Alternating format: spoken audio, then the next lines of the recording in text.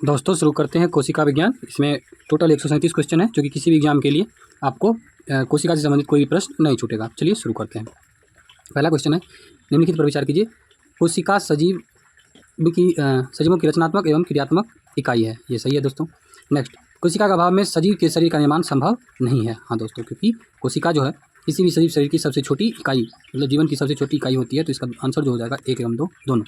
Next, कोशिका के किस भाग को सम्मिलित रूप से साइटोसोम कहा जाता है? तो कोशिका के जिसमें कोशिका झिल्ली हो, कोशिका द्रव्य हो और कोशिका द्रव्य स्थित कोशिकांग सबको मिला करके साइटोसोम कहा जाता है, बाद बाकी केंद्र को छोड़ के।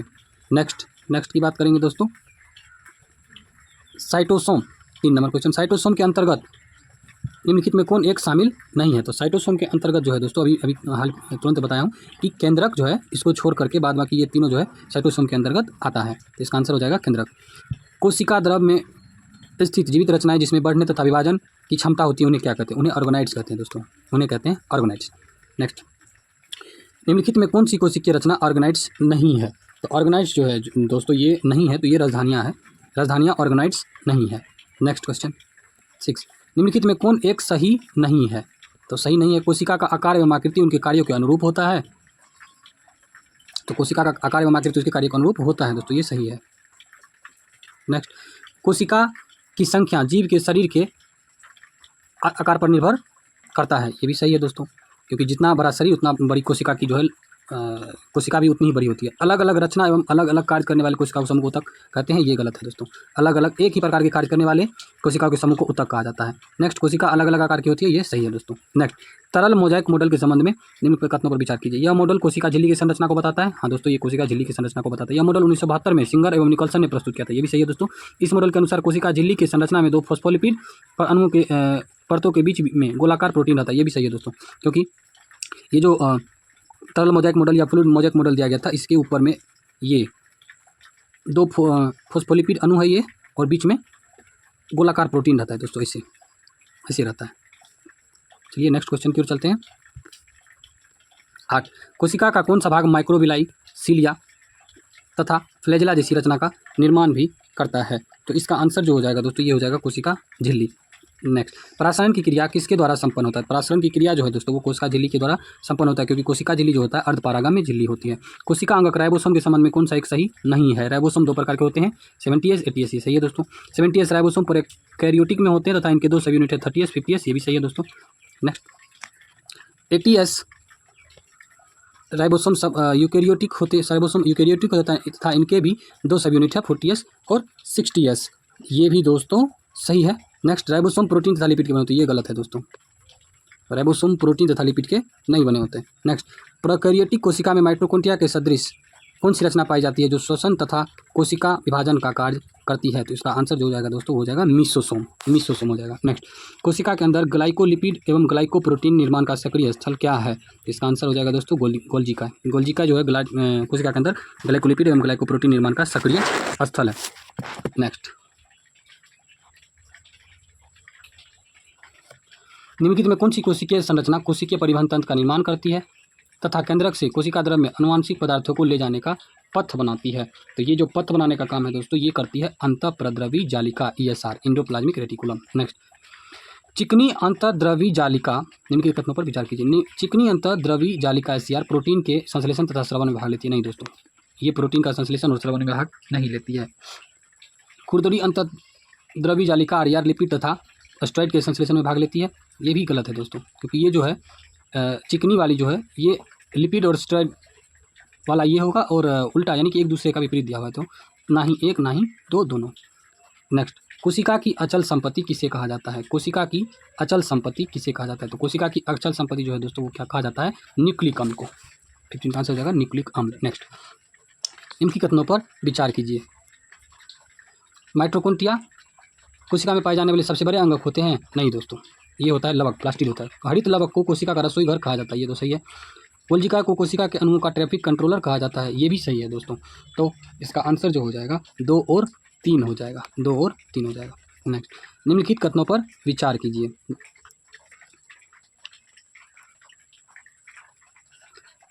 17 नंबर, DNA को अनुवांशिक पदार्थ कहा जाता है। हाँ दोस्तों, डीएनए को अनुवांशिक पदार्थ कहा जाता है। जीन को अनुवांशिक इकाई कहा जाता है। हाँ, जीन को अनुवांशिक इकाई कहा जाता है और डीएनए को अनुवांशिक पदार्थ कहा जाता है। तो इसका आंसर 1 एवं 2 दोनों हो जाएगा। नेक्स्ट, इसका आंसर हो जाएगा 1 एवं 2 दोनों। नेक्स्ट, कोशिका के अंदर निम्नलिखित में कौन सा कार्य गोल्जी इकाई द्वारा नहीं किया जाता है? तो गोल्जी इकाई के द्वारा संवेष्टन पैकेजिंग किया जाता है, संग्रहण ये भी किया जाता है, श्रवण सेक्रेशन ये भी किया जाता है, और अंतः कोशिकीय पाचन जो है दोस्तों ये नहीं किया जाता, ये किया जाता है लाइसोसोम के द्वारा। लाइसोसोम के द्वारा ये किया जाता है। नेक्स्ट 19, निम्नलिखित में कौन सा विकल्प सही सुमेलित नहीं है? कोशिका का पावर हाउस माइटोकॉन्ड्रिया को कहा जाता है, सबसे बड़ा अंगक लवक ये भी है, आत्महत्या की थैली लाइसोसोम को कहा जाता है, पैलेट कण स्फीरोसोम नहीं दोस्तों, पैलेट कण जो है राइबोसोम को कहा जाता है, पैलेट कण कहा जाता है राइबोसोम को कहा जाता है। नेक्स्ट 20 नंबर, निम्नलिखित में कौन सा अर्धस्वायत्त कोशिकांग है? अर्धस्वायत्त कोशिकांग उसको कहते हैं दोस्तों जिसमें खुद का डीएनए पाया जाता है, उसको कहते हैं अर्धस्वायत्त कोशिकांग। हरितलवक ये तो है। नेक्स्ट, हरितलवक भी है दोस्तों, और माइटोकॉन्ड्रिया इसमें भी खुद का डीएनए होता है। तो इसका आंसर हो जाएगा 1 एवं 2 यानी ए बी दोनों। प्रोकैरियोटिक कोशिका में किस कोशिका अंग का अभाव रहता है? तो प्रोकैरियोटिक कोशिका जिसको कि कहते हैं एक कोशिकीय, जिसमें गोल्जी इकाई नहीं होता है, माइटोकॉन्ड्रिया भी नहीं होता है, अंतःप्रद्रवी जालिका ये सब कुछ नहीं होता है दोस्तों, डीएनए होता है लेकिन। तो इसका आंसर हो जाएगा 5। तो क्या क्या नहीं रहता है? तो 1 2 3 4 ये सभी नहीं रहता है। नेक्स्ट, निम्नलिखित में कौन सी रचनाएं पादप कोशिका में पाए जाते हैं परंतु जंतु कोशिका में नहीं पाए जाते हैं? तो लवक जो है सिर्फ पादप कोशिका में पाए जाते हैं, कोशिका भित्ति भी सिर्फ पादप कोशिका में पाए जाते हैं, बड़ी रिक्तिका ये भी पादप कोशिका में पाए जाते हैं। तो इसका आंसर हो जाएगा डी, इनमें से सभी, ये सभी जो है जंतु कोशिका में नहीं पाए जाते हैं। कौन सी रचना जंतु कोशिका में पाए जाते हैं परंतु पादप कोशिका में नहीं पाए जाते हैं? तो माइटोकॉन्ड्रिया तो जंतु कोशिका में पाए जाते हैं, लाइसोसोम भी पाए जाते हैं, कोशिका झिल्ली भी पाए जाते हैं, लेकिन सेंट्रोसोम जो है नहीं पाए जाते। तो इसका आंसर जो हो जाएगा दोस्तों जंतु कोशिका में सेंट्रोसोम नहीं पाए जाते। कोशिका सिद्धांत किसने प्रस्तुत किया था? ये तो जानते हैं आप लोग कि स्लाइडेन एवं स्वान ने कोशिका का सिद्धांत यानी सेल थ्योरी दिया था। नेक्स्ट, कोशिका के सिद्धांत के अनुसार कोशिका विभाजन में मुख्य सृष्टिकर्ता की भूमिका कौन निभाता है? तो मुख्य सृष्टिकर्ता का जो भूमिका निभाता है दोस्तों ये केंद्रक है। केंद्रक ही जो है मुख्य सृष्टिकर्ता यानी क्रिएटर की भूमिका को निभाता है। नेक्स्ट 26, अगर आप लोग को अच्छा लग रहा हो दोस्तों तो लाइक जरूर करिएगा और चैनल को सब्सक्राइब भी कीजिएगा। 26, निम्नलिखित में से किस कोशिका अंगक से लाइसोसोम बनता है? तो लाइसोसोम जो है ये बनता है दोस्तों गोल्जी काय से। ये लाइसोसोम जो बनता है दोस्तों ये बनता है गोल्जी काय से बनता है। नेक्स्ट, निम्नलिखित में कौन सा कोशिका अंगक अपने डीएनए में उपस्थित जीन को सम्मिलित करते हुए इसके स्वयं के प्रोटीन का निर्माण करता है? तो इसका आंसर जो हो जाएगा दोस्तों माइटोकॉन्ड्रिया भी है, लवक भी है। तो ए एवं बी दोनों हो जाएगा इसका आंसर। निम्नलिखित कथनों पर विचार कीजिए। ऐसी कोशिका जिसमें केंद्रक झिल्ली नहीं होती है एवं वास्तविक केंद्रक नहीं होता है को प्रोकैरियोटिक कोशिका कहते हैं। सही है दोस्तों, ये जो है सही है। नेक्स्ट, वैसी कोशिका जिसमें केंद्रक पूर्ण रूप से विकसित एवं तथा झिल्ली से घिरा होता है इसे यूकैरियोटिक कोशिका कहते हैं। तो इसका आंसर जो है दोनों हो जाएगा दोस्तों, यानी दोनों सही है। इसका आंसर हो जाएगा 1 एवं 2 दोनों। निम्नलिखित में कौन सा कोशिका अंगक अपने आकृति को तुरंत परिस्थितियों के अनुसार बदल सकता है? तो बदलने का कार्य जो है दोस्तों ये माइटोकॉन्ड्रिया करता है। इसका आंसर हो जाएगा माइटोकॉन्ड्रिया। नेक्स्ट, मनुष्य के शरीर में तंत्रिका कोशिका है सबसे छोटी कोशिका, अनियमित कोशिका, एक गोल कोशिका सबसे बड़ी। तो इसका आंसर हो जाएगा सबसे बड़ी कोशिका। सबसे बड़ी कोशिका होती है किसी भी सजीव के शरीर में तो वो होती है तंत्रिका कोशिका। नेक्स्ट, एक प्रारूपिक कोशिका के अंतर्गत दोस्तों जो आता है साइटोसोम एवं केंद्रक आता है। तो इसका आंसर हो जाएगा डी, साइटोसोम एवं केंद्रक। सेंट्रोसोम विशेष रूप से भाग लेता है। तो सेंट्रोसोम जो है वो भाग लेता है कोशिका विभाजन में भाग लेता है सेंट्रोसोम।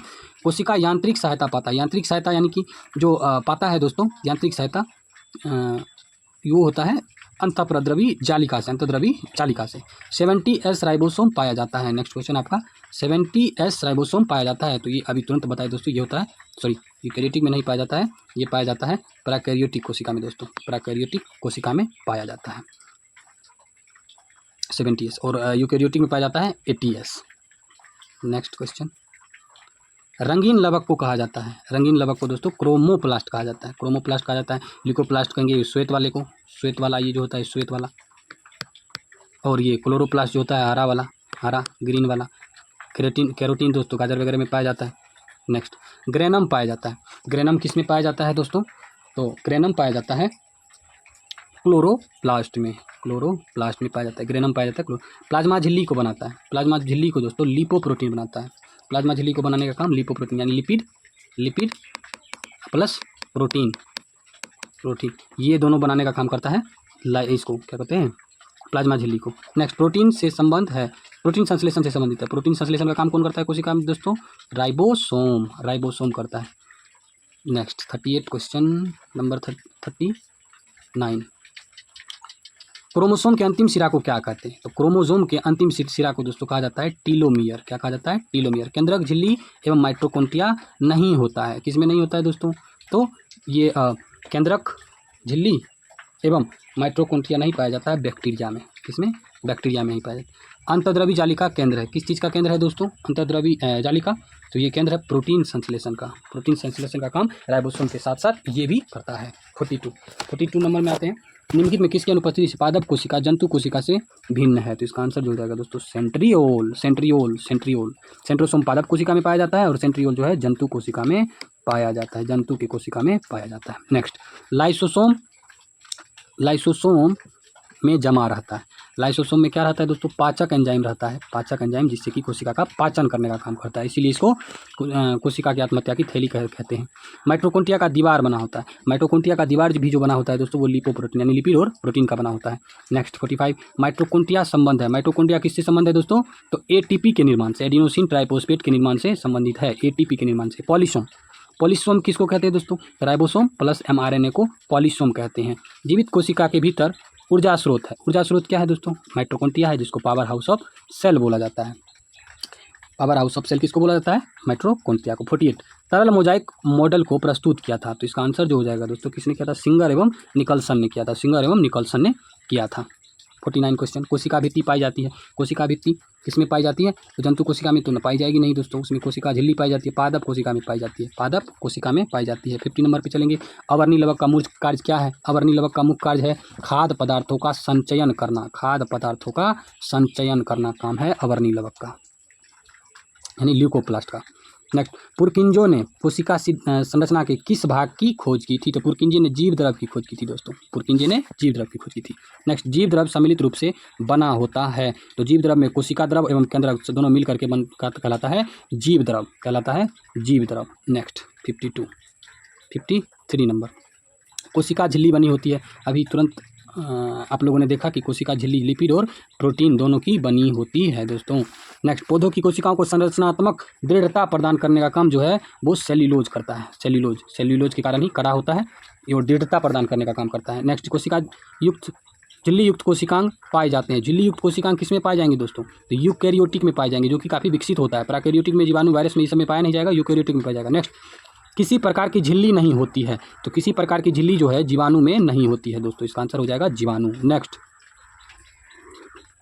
ER इंडोप्लाज्मिक रेटिकुलम की बाहरी झिल्ली के ऊपर अवस्थित रहते हैं। क्या अवस्थित रहते हैं दोस्तों? तो राइबोसोम रहते हैं, इसी कारण इसको खुरदुरी यानी रफ इंडोप्लाज्मिक रेटिकुलम कहते हैं, RER। नेक्स्ट, वसा एवं कोलेस्ट्रॉल संश्लेषण में भाग लेता है। तो वसा एवं कोलेस्ट्रॉल में जो है चिकनी ER लेता है। इससे पहले देखे थे आप लोग, इसमें विपरीत था दोनों का। चिकनी ER यानी स्मूथ इंडोप्लाज्मिक रेटिकुलम, जिसमें राइबोसोम नहीं पाया जाता है। नेक्स्ट 59, राइबोसोम बना होता है। राइबोसोम किसका बना होता है दोस्तों? तो राइबोसोम जो बना होता है RNA और प्रोटीन से। RNA में भी कौन सा RNA? mRNA यानी मैसेंजर RNA प्लस प्रोटीन से मिलकर के बना होता है राइबोसोम। नेक्स्ट 60 नंबर, गोल्जी उपकरण नहीं पाए जाते हैं। गोल्जी उपकरण किस में नहीं पाए जाते हैं? प्रोकैरियोटिक में नहीं पाया जाएगा दोस्तों, इसमें भी। लाल रुधिर कोशिकाओं में इसमें भी नहीं पाया जाता है। नीलरक्त शैवाल में इसमें भी नहीं, यानी कि इन सभी में नहीं पाया जाता है। समांतर नलिकाओं या सिस्टर्नी के समूह से बनी कोशिका है। तो सिस्टर्नी के समूह से जो बनी कोशिका होती है दोस्तों, इसको कहता है गोल्जी उपकरण। इसको गोल्जी उपकरण, ट्रेन जा रही है दोस्तों, गोल्जी उपकरण कहा जाता है इसको। ओहो सॉरी, ये दूसरे में दे दिए दोस्तों। समांतर नलिका या सिस्टर्नी के समूह से बनी संरचना जो होती है गोल्जी उपकरण होती है दोस्तों, गोल्जी उपकरण। निम्नलिखित कोशिकांग में कौन ER संश्लेषित पदार्थों का संचयन, रूपांतरण तथा पैकिंग कर कोशिका के अंदर एवं बाहर भेजने का कार्य करता है? तो ये करता है दोस्तों गोल्जी उपकरण। पैकेजिंग, सेक्रेशन, ये सारा काम इसका होता है गोल्जी उपकरण का। लाइसोसोम को सर्वप्रथम किसने दिखा, मतलब लाइसोसोम की खोज किसने किया था, ये क्वेश्चन है दोस्तों। तो लाइसोसोम का खोज जो किया था ये D. डवे ने किया था, क्रिश्चियन D. डवे ने किया था। 64, जीवाणु एवं वायरस से रक्षा करने वाली कोशिकांग है। तो क्या है दोस्तों? ये है लाइसोसोम, ये है दोस्तों लाइसोसोम आपका। नेक्स्ट, श्वसन से संबंधित एंजाइम मौजूद रहते हैं। तो श्वसन से संबंधित एंजाइम जो है माइटोकॉन्ड्रियल गुहा जो होता है मैट्रिक्स उसमें होते हैं। अब क्वेश्चन पूछेगा कि मैट्रिक्स किस कोशिकांग में पाए जाते हैं, तो उसका आंसर भी हो जाएगा माइटोकॉन्ड्रिया। नेक्स्ट, रंगहीन एवं श्वेत प्लास्टिड को क्या कहा जाता है? रंगहीन एवं श्वेत अभी तुरंत बताए थे दोस्तों, ल्यूकोप्लास्ट कहा जाता है। क्रोमोप्लास्ट को रंगीन वाले को कहा जाता है, रंगीन वाले को, और क्लोरोप्लास्ट जो है ये हरे वाले को कहा जाता है क्लोरोप्लास्ट। नेक्स्ट, क्लोरोप्लास्ट के भीतर पाए जाने वाले तरल युक्त गुहा को कहा जाता है। तरल युक्त गुहा को क्या कहा जाता है दोस्तों? यानी कि क्लोरोप्लास्ट के भीतर जो पाया जाता है उसको स्ट्रोमा कहते हैं, स्ट्रोमा कहते हैं दोस्तों, स्ट्रोमा। नेक्स्ट,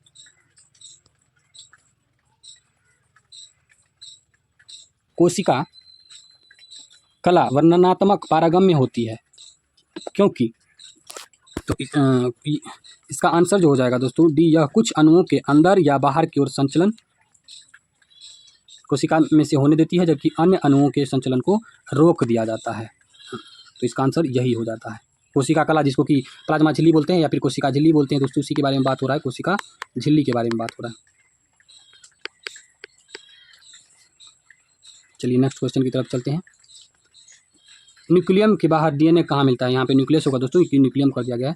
न्यूक्लियस के बाहर डीएनए कहाँ मिलते हैं? तो न्यूक्लियस के बाहर जो है दोस्तों ये पाया जाता है, न्यूक्लियस के बाहर डीएनए कहाँ पाया, जिसको कि अर्धस्वाद कोशिकांग भी कहते हैं, तो माइटोकॉन्ड्रिया में, माइटोकॉन्ड्रिया में पाए जाते हैं दोस्तों। नेक्स्ट, निम्नलिखित पोषकों में कौन सा एक पौधा की कोशिका भित्ति का एक संरचनात्मक घटक है? तो इसका आंसर जो हो जाएगा दोस्तों हो जाएगा कैल्शियम।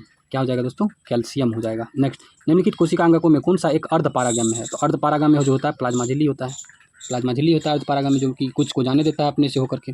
नेक्स्ट, कोशिका के बारे में निम्नलिखित में कौन सा सही नहीं है? नेक्स्ट, कोशिकाओं के आकार और अमाप विशिष्ट कार्य से संबंधित होते हैं। ये तो सही है दोस्तों, ये सही है। नेक्स्ट, कुछ कोशिकाओं के बदलते आकार होते हैं, ये भी सही है। प्रत्येक कोशिका में निष्पादन की अपनी क्षमता होती है, ये भी सही है दोस्तों। सभी देवोत्तकों में एक ही प्रकार के ऊतक की कोशिकाएं विद्यमान है? नहीं दोस्तों, शरीर में अलग अलग अंगों में अलग अलग प्रकार की कोशिकाएं विद्यमान होती है और अलग अलग कोशिकाओं से वो बना होता है। निम्नलिखित में सबसे छोटी कोशिका है, तो सबसे छोटी कोशिका जो है दोस्तों वो है माइकोप्लाज्मा, सबसे छोटी कोशिका माइकोप्लाज्मा। नेक्स्ट 75, कोशिकीय व आणविक जीव विज्ञान केंद्र कहाँ स्थित है? कोशिकीय व आणविक जीव विज्ञान केंद्र जो स्थित है दोस्तों वो है आपको हैदराबाद में, हैदराबाद में है दोस्तों। कोशिका का जीवित अंश जीव द्रव्य कहलाता है, यह किससे बना होता है? तो जीव द्रव्य जो बना होता है दोस्तों वो कोशिका द्रव्य, केंद्रक द्रव्य और अन्य कोशिकांग से मिल करके बना हुआ होता है। सर्वाधिक संख्या 2n में गुणसूत्र पाए जाते हैं, तो ये पाया जाता है ऑफियोग्लोसम में, ऑफियोग्लोसम में पाया जाता है दोस्तों। 60 से ज़्यादा गुणसूत्र कितना पाया जाता है? तो 1260 पाया जाता है दोस्तों, 1260। नेक्स्ट, वास्तविक केंद्रक किस में अनुपस्थित होता है? जीवाणु में, हरे शैवालों में, कवकों में, लाइकेनों में। तो इसका आंसर जो हो जाएगा दोस्तों हो जाएगा जीवाणुओं में, जीवाणुओं में। इसको याद करते चलिए दोस्तों क्योंकि ये बहुत इंपॉर्टेंट है। अगर इसको आप याद कर लिए तो फिर कोशिका से संबंधित कोई भी क्वेश्चन आपसे नहीं छूटेगा। नेक्स्ट, वास्तविक केंद्रक किसमें अनुपस्थित होता है? तो वास्तविक केंद्रक जो है ये जीवाणुओं में, ये तो हो गया। नेक्स्ट, इलेक्ट्रॉन सूक्ष्मदर्शी की खोज किसने की थी? तो इलेक्ट्रॉन सूक्ष्मदर्शी की दोस्तों खोज किसने की थी? नॉल एवं रस्का ने की थी, नॉल एवं रस्का ने की थी। चलिए 80 क्वेश्चन की तरफ चलते हैं हम लोग। अंतःप्रद्रवी जालिका ER की खोज की थी, किसने की थी? अंतःप्रद्रवी जालिका खोज पोर्टर ने। इसमें से दोस्तों और है पोर्टर, कोलमैन, कोलमैन, कोलमैन और क्लाउड, क्लाउड, ये सारा इससे संबंधित है दोस्तों। इन सब ने मिलकर की थी। गुणसूत्र 81 क्वेश्चन चलते हैं। गुणसूत्र शब्द प्रदान किया था, तो गुणसूत्र शब्द किसने प्रदान किया था? तो गुणसूत्र शब्द जो दिया था दोस्तों ये दिया था वाल्डेयर ने। इसका आंसर जो हो जाएगा वाल्डेयर ने दिया था दोस्तों। नेक्स्ट, कोशिका को एक निश्चित रूप प्रदान करती है, कोशिका को निश्चित रूप कौन प्रदान करती है? कोशिका झिल्ली प्रदान करती है दोस्तों, कोशिका झिल्ली इसका आंसर हो जाएगा। नेक्स्ट, कोशिका द्रव में उपस्थित महीन, शाखित, झिल्लीदार और अनियमित नलिकाओं का घना जाल क्या कहलाता है? तो ये जाल कहलाता है अंतःप्रद्रवी जालिका कहलाता है दोस्तों, अंतःप्रद्रवी जालिका। नेक्स्ट 84, प्रोटीन निर्माण का सक्रिय स्थल है, तो प्रोटीन निर्माण का सक्रिय स्थल जो है दोस्तों वो है राइबोसोम। नेक्स्ट, कौन सा कोशिकांग केवल पादप कोशिका में पाया जाता है? कोशिका भित्ति, लवक, रिक्तिकाएं, उपयुक्त में से सभी, तो ये सभी हो जाएगा आंसर। कोशिका भित्ति, लवक और रिक्तिकाएं केवल पादप कोशिका में पाई जाती है। नेक्स्ट, कोशिकीय श्वसन का स्थल है, कोशिकीय श्वसन कहाँ होता है? माइटोकॉन्ड्रिया में होता है। वायवीय श्वसन होता है जिसमें ATP का निर्माण होता है और इससे ऊर्जा मिलती है। नेक्स्ट अवर्णी लवक मुख्यतः पाए जाते हैं। अवर्णी लवक यानी कि लिकोप्लास्ट जिसको कहा जाता है अवर्णी लवक, कहाँ पाया जाता है? तो जड़ों में, जड़ों की कोशिकाओं में पाया जाता है दोस्तों, क्योंकि जड़ों का कलर तो होता नहीं है, भूरा होता है, तो जड़ों में पाए जाते हैं अवर्णी लवक। नेक्स्ट 88 क्वेश्चन नंबर क्वेश्चन, फूल और बीजों को निम्न में विभिन्न प्रकार के आकर्षक रंग प्रदान करता है। कौन प्रदान करता है? क्रोमोप्लास्ट करता है दोस्तों, क्रोमोप्लास्ट करता है। पत्तियों को हरा रंग प्रदान करता है, ये तो आपको पता होगा, क्लोरोप्लास्ट करता है, क्लोरोप्लास्ट करता है। कोशिका की आत्महत्या की थैली किसे कहते हैं दोस्तों? राइबोसोम को कहते हैं। नेक्स्ट लाइसोसोम में पाए जाने वाला वो एंजाइम जिनमें जीव द्रव को घुला देने या नष्ट करने की क्षमता होती है, क्या कहलाता है? तो वो कहलाता है दोस्तों 91 हाइड्रोलाइटिक एंजाइम, जो कि कहाँ पाया जाता है? ये पाया जाता है आपको लाइसोसोम में पाया जाता है हाइड्रोलाइटिक एंजाइम। इसके कारण ही कोशिका जो है पाचन कर पाता है, कोशिकीय पाचन कर पाता है लाइसोसोम। 92 पादप कोशिकाओं का सबसे बाहरी आवरण क्या कहलाता है? तो पादप कोशिकाओं का सबसे बाहरी आवरण कोशिका भित्ति कहलाता है दोस्तों। नेक्स्ट कोशिका में प्रोटीन संश्लेषण कहाँ होता है? तो प्रोटीन संश्लेषण राइबोसोम में होता है। नेक्स्ट 94 निम्नलिखित में कौन सबसे बड़ा कोशिकांग है? तो सबसे बड़ा कोशिकांग जो है प्लास्टिड है, प्लास्टिड है, जिसको लवक कहते हैं। कोशिका का ऊर्जा गृह पावर हाउस किसे कहा जाता है? तो माइटोकॉन्ड्रिया को कहा जाता है। नेक्स्ट कोशिका का पावर हाउस किसे कहा जाता है? माइटोकॉन्ड्रिया को। यदि माइटोकॉन्ड्रिया काम करना बंद कर दे तो कोशिका में कौन सा कार्य नहीं होगा? भोजन का अपकरण, भोजन का ऑक्सीकरण, भोजन का पाचन, भोजन का अवशोषण। तो इसका आंसर जो हो जाएगा दोस्तों, हो जाएगा भोजन का ऑक्सीकरण, क्योंकि श्वसन जो होता है भोजन का ऑक्सीकरण होगा, तब तो भोजन का ऑक्सीकरण होने के बाद ही श्वसन यानी कि ऊर्जा मिलता है शरीर में, एटीपी का निर्माण होता है। फिर कोशिका में राइबोसोम की अनुपस्थिति में कौन सा कार्य संपादित नहीं होगा? यानी कि राइबोसोम नहीं होगा तो क्या नहीं होगा? प्रोटीन का संश्लेषण नहीं होगा दोस्तों, प्रोटीन संश्लेषण कार्य बंद हो जाएगा। नेक्स्ट 98 कौन सी रचना कोशिका को वनस्पति कोशिका से विभेदित करता है? तो इसका आंसर जो हो जाएगा सेंट्रियोल। अभी भी तुरंत देखिए दोस्तों, सेंट्रियोल पाया जाता है जंतु कोशिका में और सेंट्रोसोम पाया जाता है पादप कोशिका में। सेल नाम किस जीव वैज्ञानिक ने सर्वप्रथम दिया था? तो सेल नाम दिया था रॉबर्ट हुक ने 1665 में दोस्तों, 16 यानी 1665 में इन्होंने ही कोशिका नाम दिया था। प्याज के छिलके में जो उपस्थित था उसको, खांचे को, कॉर्क सेल में। न्यूक्लियस की खोज सर्वप्रथम किसने की थी? तो न्यूक्लियस की खोज से संबंधित है दोस्तों ब्राउन न्यूक्लियस की खोज की थी ब्राउन ने। डीएनए द्विहेलिक्स प्रारूप को पहली बार किसने प्रस्तावित किया था? तो वाटसन एवं क्रिक ने। इसका आंसर जो जाएगा वाटसन एवं क्रिक ने। जीव द्रव जीवन का भौतिक आधार है, ये किसका कथन है? ये कथन है हैक्सले का दोस्तों, हैक्सले का कथन है। नेक्स्ट 103 जीव द्रव शब्द का प्रयोग सर्वप्रथम किसने किया था? तो जीव द्रव का प्रयोग सबसे पहले किया था पुरकिंजे ने। किसने किया था दोस्तों? पुरकिंजे ने। माइटोकॉन्ड्रिया किसमें अनुपस्थित होता है? तो माइटोकॉन्ड्रिया जीवाणु में अनुपस्थित होता है, माइटोकॉन्ड्रिया जीवाणु में अनुपस्थित होता है। नेक्स्ट माइटोकॉन्ड्रिया का भीतरी वलन कहलाता है। अभी तुरंत हाल ही फिलहाल में बताए थे दोस्तों, माइटोकॉन्ड्रिया में ही क्रिस्टी पाया जाता है, उसी से संबंधित क्वेश्चन है। माइटोकॉन्ड्रिया का भीतरी वलन क्या कहलाता है? क्रिस्टी कहलाता है। कोशिका भित्ति होती है, कोशिका भित्ति जो होती है दोस्तों वो होती है पारगम्य होती है। कोशिका भित्ति पारगम्य होती है और कोशिका झिल्ली अर्ध पारगम्य होती है। लाइसोसोम कार्य करते हैं, तो लाइसोसोम कौन सा कार्य करते हैं ये आप लोग बताइए दोस्तों? प्रोटीन संश्लेषण में, प्रोसेसिंग तथा पैकेजिंग में, अंतःकोशिकीय पाचन में, वसा संश्लेषण में। तो आप लोग को पता ही है, इसमें हाइड्रोलाइटिक एंजाइम होता है और ये क्या करता है? अंतःकोशिकीय पाचन करने का काम करता है। नेक्स्ट कौन सा अंगक प्रायः जंतु कोशिका में उपस्थित नहीं होता है? तो कौन सा अंगक जंतु कोशिका में नहीं होता है? तो लवक नहीं होता है दोस्तों, लवक यानी प्लास्टिड जो है ये नहीं होता है। बाद बाकी सब चीज़ माइटोकॉन्ड्रिया जो हो गया, गोल्जिका, अंतःप्रद्रव्य जालक, ये सारे चीज़ होते हैं। प्रोग्राम्ड सेल डेथ का कोशिकीय एवं आणविक नियंत्रण क्या कहलाता है? तो ये कहलाता है एपोप्टोसिस। क्या कहलाता है दोस्तों? एपोप्टोसिस कहलाता है। नेक्स्ट कौन सा कोशिकांग प्रोटीन संश्लेषण में प्रमुख भूमिका निभाता है? तो प्रमुख भूमिका जो है एंडोप्लाज्मिक रेटिकुलम एवं राइसोसोम निभाता है दोस्तों। एंडोप्लाज्मिक रेटिकुलम और राइसोसोम ये निभाता है कोशिकांग प्रोटीन संश्लेषण में, ये दोनों। नेक्स्ट निम्नलिखित में कौन सा कोशिकांग डीएनए रखता है? तो डीएनए जो रखेगा उसको अर्धस्वायत्त कोशिकांग कहेंगे। ये माइटोकॉन्ड्रिया है, लवक है, इसका आंसर जो हो जाएगा, इसमें लवक तो है नहीं, माइटोकॉन्ड्रिया है तो माइटोकॉन्ड्रिया है। और साथ साथ याद रखेंगे माइटोकॉन्ड्रिया के साथ साथ लवक जो होता है दोस्तों उसमें भी पाया जाता है, लवक उसमें भी डीएनए पाया जाता है। नेक्स्ट गोल्जिका का मुख्य कार्य क्या है? तो गोल्जिका का मुख्य कार्य है सेक्रेशन यानी स्रावित करना, श्रवण करना, ये है। नेक्स्ट क्वेश्चन की तरफ चलते हैं दोस्तों, 113 नंबर क्वेश्चन। अगर अभी तक आप हमारे अपने चैनल को सब्सक्राइब नहीं किए तो कर दीजिएगा दोस्तों, क्योंकि ऐसे ही इससे फिर अगला नेक्स्ट चैप्टर जो होगा उत्तक का होगा, वो भी जल्द ही अपलोड किया जाएगा। किसकी उपस्थिति के कारण किसी पादप का और पशु कोशिका में अंतर पाया जाता है? तो अंतर जो पाया जाता है दोस्तों, ये पाया जाता है कोशिका भित्ति के कारण, कोशिका भित्ति के कारण। और इसका आंसर क्लोरोप्लास्ट भी हो जाएगा दोस्तों, क्योंकि क्लोरोप्लास्ट जंतु कोशिका में नहीं पाए जाते हैं। इसका दोनों आंसर हो जाएगा। नेक्स्ट 114, निम्नलिखित में किसने यह मूल अवधारणा प्रस्तुत की कि सभी जीव कोशिकाओं के बने हुए हैं? तो सभी जीव जो है कोशिकाओं के बने हुए हैं, ये दिया था स्लाइडेन ने एवं टी स्वान ने, स्लाइडेन एवं स्वान दोनों ने दिया था दोस्तों। इसका हो जाएगा 2 एवं 4।